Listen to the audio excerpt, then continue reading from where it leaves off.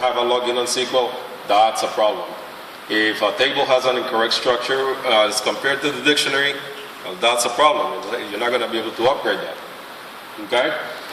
And I also want to make a very big disclaimer here. Database validation does not replace your Dynamics utilities. It's just a complement to the utilities. It allows you to detect things before you set out to do upgrades. Okay?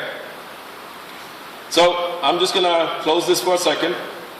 And I wrote this well, actually I didn't, David did, wrote this disgruntled script.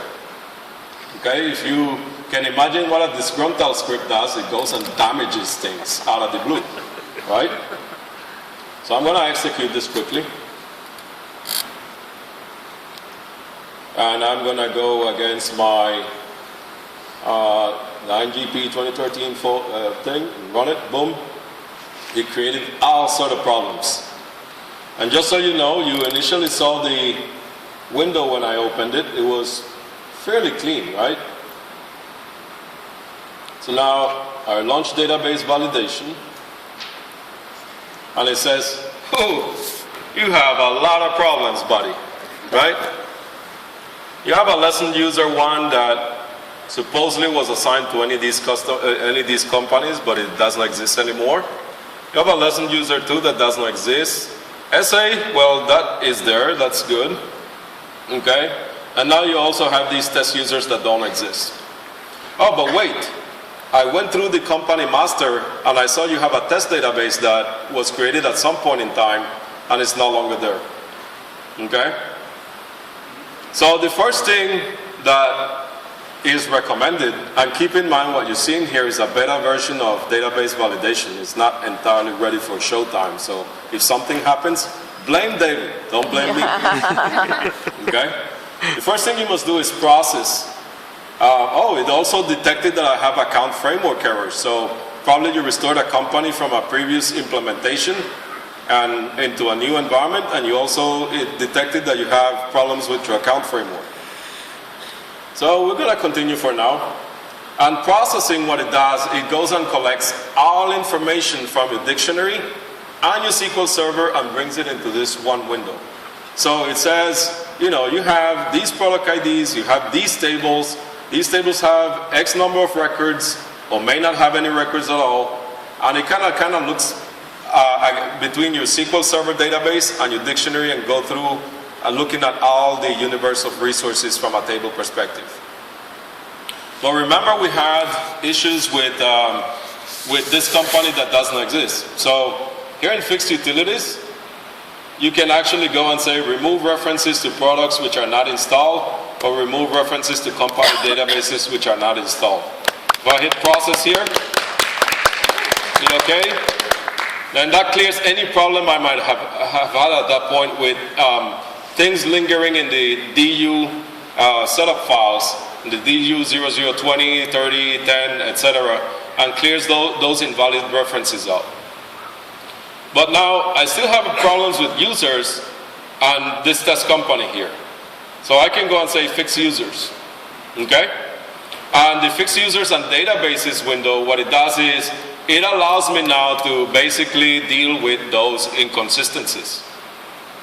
So for example, big one, everybody has seen it. DynSA does not exist or is not the DBO of all the databases. Guess what happens when you try to upgrade? It breaks, right?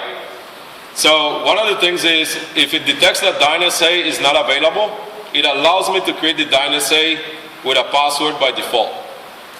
Okay? And I can say, assign DynSA as the DBO of these two company or these two databases, including the system database itself. Is that useful or what? And how about the missing company database that it detected? So we can actually choose to remove references to that missing company and highlight the company that we have a problem with. Okay? And then now it looks down here and it gives me the option of creating the DynSA user or create the company access record for DynSA to all companies. So that's normally what you would normally do there. But you also have the application users that it detected. So I might want to recreate my lesson users, but I might want to remove my test users that were probably created with that crappy test company that I just removed, right? So instead of me going through and trying to figure all this thing out in SQL, it does give you those options as well by simply highlighting those options and clicking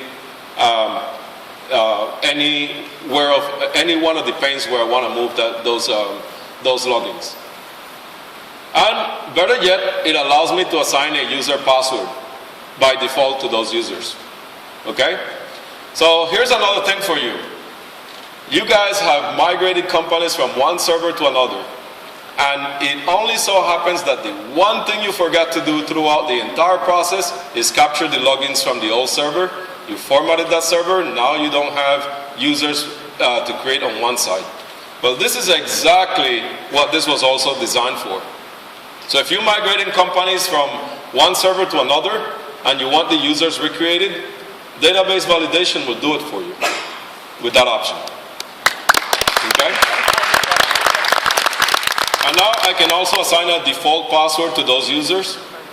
And finally, because these are missing database users and per each one of these companies, I have the option to also create them at the SQL level. By hitting process here and clicking yes, it goes through and fixes everything automatically. Okay? So that's kind of how that works. But I do remember that when I run this initially, it told me I had framework problems. So let's see what happens to the account framework. It may be I copied that company from that database from some other environment, and there the account framework was different. It might not necessarily fit what I have. So you can update settings in the system database to match the company framework, or you can update